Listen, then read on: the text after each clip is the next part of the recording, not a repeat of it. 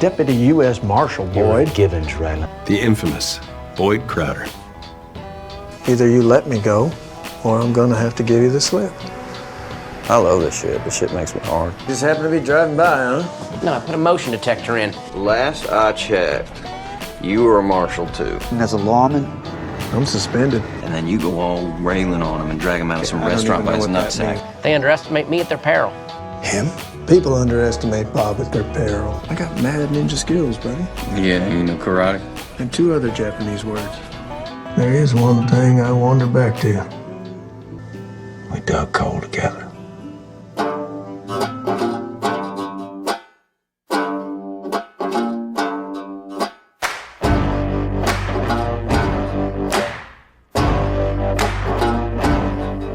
Hello, and welcome to After Further Review.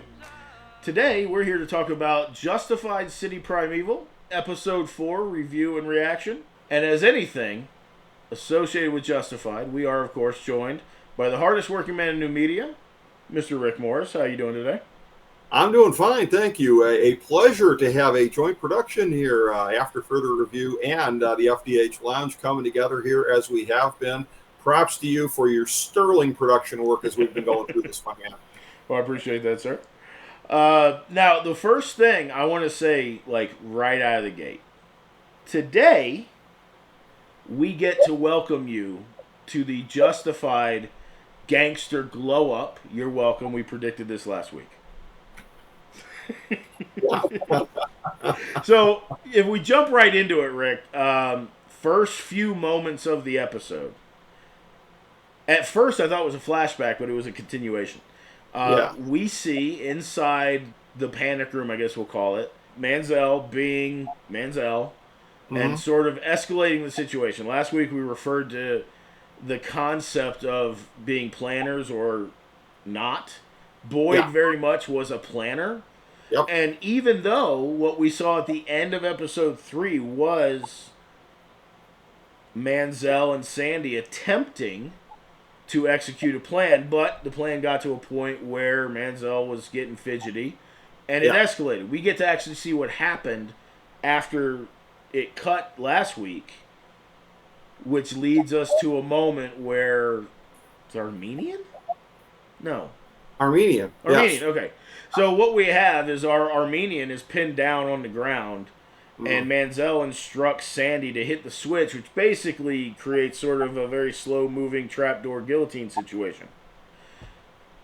At which, I don't know if you could hear, but the moment it actually made impact with our Armenian, my immediate thought was, oh, you already have made this very worse. Yes, and that's one of those things where you look at it and it's ultimately...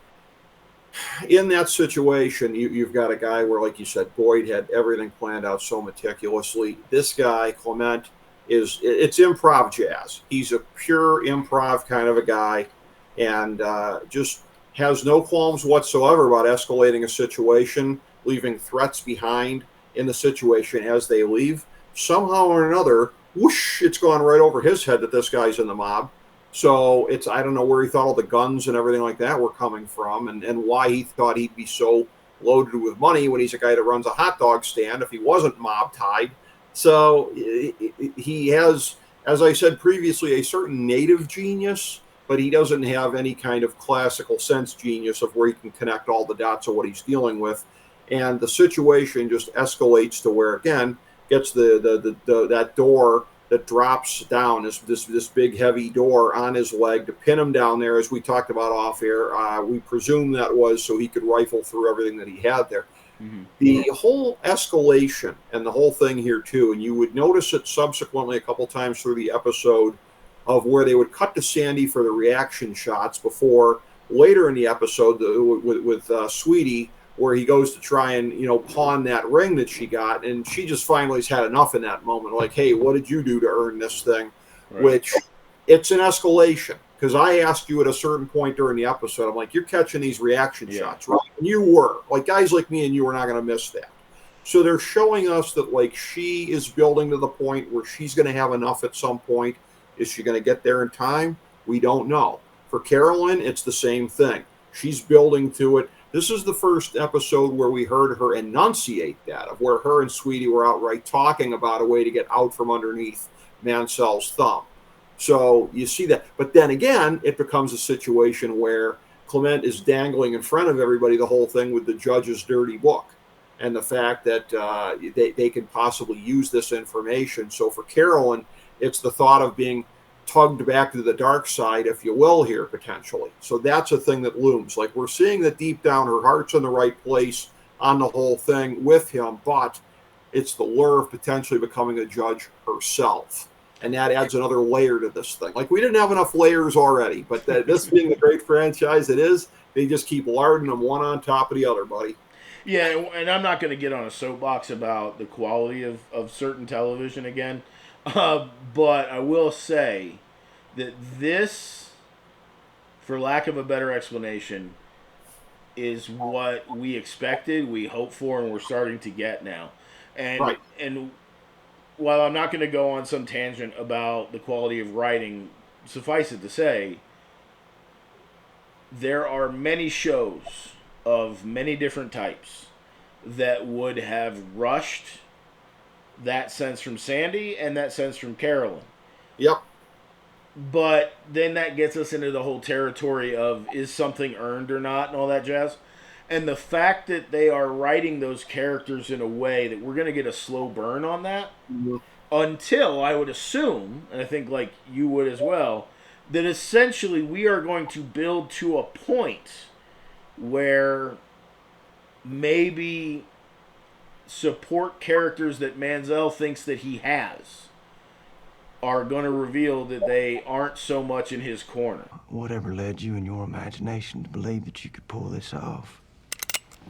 Johnny, it ain't never going to happen, Debbie. Yes. And I'm actually very much more interested in Carolyn than Sandy because, you know, we can talk about her archetype and what her purpose to serve here is.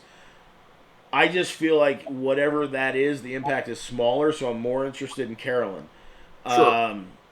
But yeah, I like that we're starting to get that. Now we go back, this would be 2 episodes now, where we both came to the agreement that at some point, Carolyn is going to stop being such a deliberate, steadfast obstacle, and that her role, or at least her role with Raylan, is going to change a little bit. And while I don't want to cast any aspersions as of yet, I do think that the ending scene, or the scene that we saw towards the end of the episode, maybe teased a little bit of where that might be heading. But the fact that if we go back to the pilot episode of this franchise and then look at it now and say that lawyer not only is headed towards a direction where I think she's not going to be the obstacle she started out as, might end up maybe even turning completely. Now, last week again, and I love to see where your mind is on this, but last week again, we mentioned that we're going to get this sort of gangster glow-up kind of a concept where it's a Justified show. At some point, there's going to be an organized crime element. Yes. And then we also speculated last week of questioning whether or not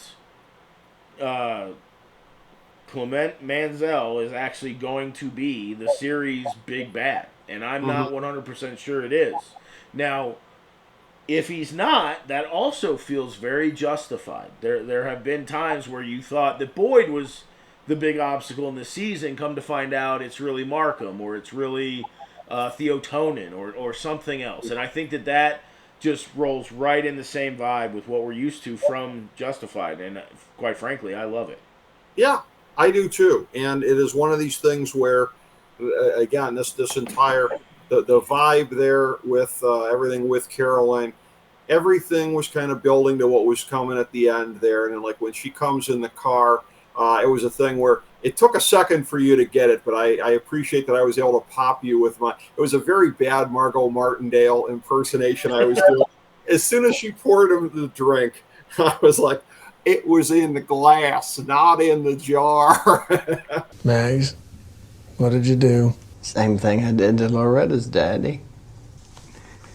It was already in the glass, not in the jar. So essentially, get everybody caught up here. If we fast forward to the end of the episode, yeah, where he's doing protection detail for her, and if, let's shout out another me yelling at the screen. We've seen this before. We've seen a situation where someone important to the story is about to be followed. Yeah. So she's being followed, and unbeknownst to me, she apparently made a phone call. Yeah. You know, she reached out to Raylan, but as she's driving, and this is just me being familiar with certain downtown cities, I start to see her braking, and she's not fully out of the overpass. And my first thought was, "What are you doing? Right. That's not where you want to stop. Keep going." Right.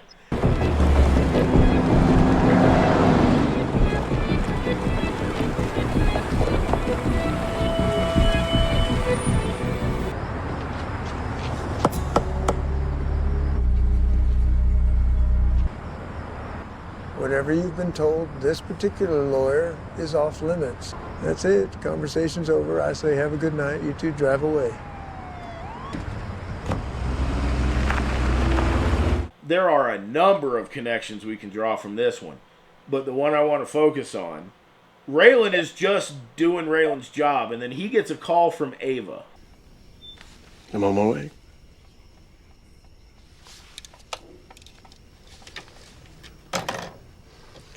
Boyd's at Ava's. You sure? I was saying there was a gun to her head, but she didn't sound right.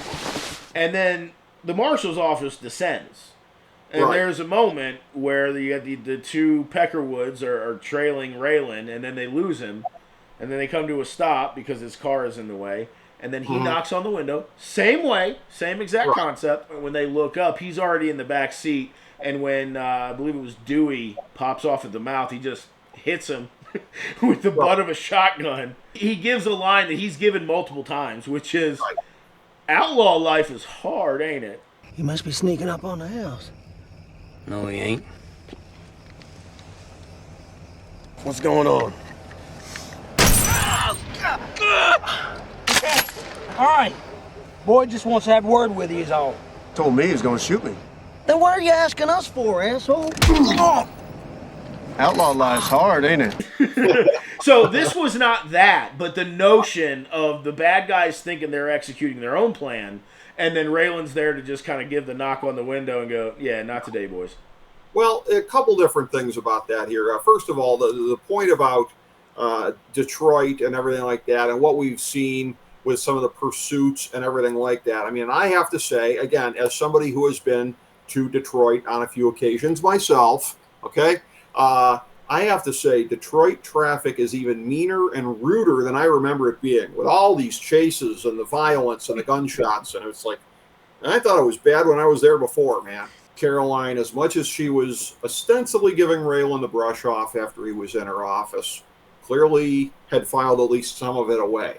Yeah. But it's interesting. You mentioned something about Ava and Raylan, but you didn't quite go to the part where I thought you were going to go to. She was a witness in a case. It was a thing where she was a key witness. And the next thing you know, we get into a situation where Ava is, that what would be the tasteful way of putting it? It's a good thing you haven't found anything back here attractive enough to make you want to stay. Yeah, see, that's what I thought. It's a good thing. Leaving her heel prints on his shoulders, okay? Sure. Well, that's a thing where history now repeats itself, albeit with, because we see from the coming attractions next week. Morning. Raylan and his skivvies in her boudoir, that's where that ends up. And they've been mildly hinting towards that as we've gone along. I think the foreshadowing got a little bit stronger in this episode, so it went where we were thinking it might go, with particularly with some of the looks she was giving him. Raylan being Raylan. What did we talk about previously here of like consistently throughout from season 1 of Justified through this Justified sequel, spin-off, whatever you want to call it. So we're now 17 years down the line, 15 years from the end of Justified, which as we know had about a 2-year run. The 17 years we've seen Raylan, we know that Raylan was essentially the same guy that he probably was well before the series started. This guy doesn't change in any of these kind of ways. Is he going to change enough by the end of this thing to have his life in any kind of a reasonable way? We'll see. But they are staying consistent to the fact that Raylan, that good old boy, does not change. I want to take a moment here. Somebody somewhere is going to say that they don't like the idea of Raylan shacking up with a lawyer or whatever. Okay. And just in the sense of fairness and important to the character and being true to said character, I want to remind everyone, he was with Winona, then he wasn't with Winona. Yes. After he was not with Winona, he was with Ava. After Ava ended, he gets back with Winona. Yeah. After that ends, he ends up with the little country Spitfire that runs the bar. Lindsay, yep. Right?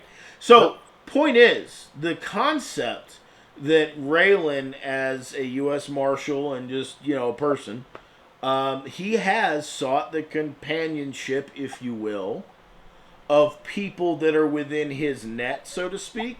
Yes. So I really hope that there's no reviews or no fans out there saying this is not Raylan-like. Yes, it most certainly is. What about public services employee Amy Smart from season 5? That's another one. There you go. There's another one. Yeah. There's another one. Yeah. She was also a person within his net, but also a person that embodied a role within a larger situation. There was at least a little bit of potential conflict of interest there. Well, and there might be a governing concept here. Okay. And more so on Raylan's part maybe than Rachel's. Okay. But while he gets involved with people within his net, or at least within a certain radius of his net, I don't remember any scenario where he explicitly was involved with anyone that close to the origin point, so to speak, right? Another phrase that people will use is "you don't eat where you right." It might be one of those things where to Raylan, and let's just throw out any sort of gender, persuasion, anything. We'll just use the whole office. Raylan would not have, in the original Justified, gotten involved with Rachel, Tim, Art. Right. Now, everything outside of that might be open for conversation. In looking at this here, this is one of these things where the one cop, Norbert, or Dollar Store Dirty Harry, that whole philosophical tete-a-tete that he had with Raylan here. And in this case, justice requires more than the law is willing or able to provide. Well, fuck, that was a mouthful. Let me get you to say that again into my phone. It'll play great at your arraignment. I will look the scat out there right in his eye. You hear that, Raylan? You hear him gazing into the eyes of some Russian dipshit when what he should be looking for is Clement Mansell. Give me a minute. Sure. He was not supposed to tell me this. You gonna yell at me? Never been much of a yeller. Because what's not to like? He's gonna find out anyway. Either the Albanians lead us to Mansell or they turn him into little tiny pieces. Done and done. You know what I thought to myself, Jason? I thought, Nikki Augustine could not be reached for comment. I'm never not going to think of the scene in the limo where Raylan literally has to say, either you're going to take this deal that I'm not optimistic you're going to take, or you're going to die in this limo. I want you to turn yourself in, confess to murder, racketeering, obstruction, whatever other horrible things you've done. Is that all? I want you to swear you'll leave my family be. Or you'll die here in this limo. Well, you had a right not to be optimistic. I'm afraid that's the best I can do. Take one look at you. I know you're not the kind of guy who just execute me. If you're not gonna do it, get the hell out of my car. Relax. You're still in the limo. Sammy, thanks for coming. Thank you for reaching out. He said he's gonna murder my wife and child. What'd he say about me? He said you're a pussy and he's gonna kill you. What about you? You gonna give me trouble about doing what I have to do? So if you saw a crime committed against him, you wouldn't, as a lawman, feel the obligation to intervene? I'm suspended. I love that you mentioned this. It's that kind of thing that just totally feels like it's going to fit in with dollar store Dirty Harry.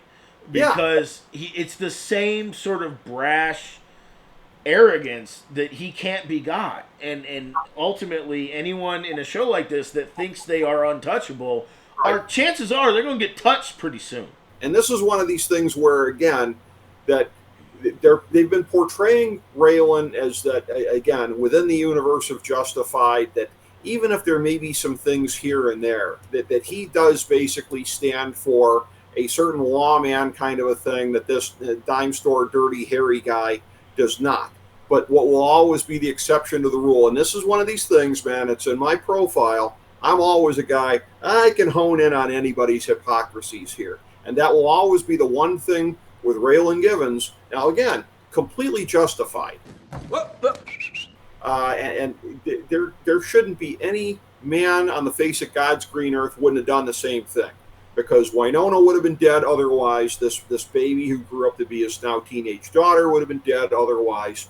You can't risk that. If that's your only way out, and this the red tape was binding him on this, Art was making it clear, you can't do anything, Raylan. You're suspended. You can't do anything. You know, I absolutely love this connection that you just established. Mm-hmm. For two reasons.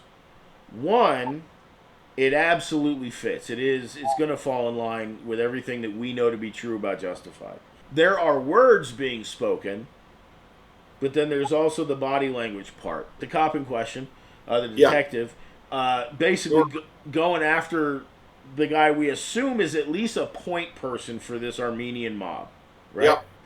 And he's trying to go all bad cop, like, you know, threatening and being forceful and say, here's how it's going to go down, and kind of getting this guy's face. And even Raylan observing this going, what are you doing, man? Right. And then it gets to a point where he says, I need you to step outside, right?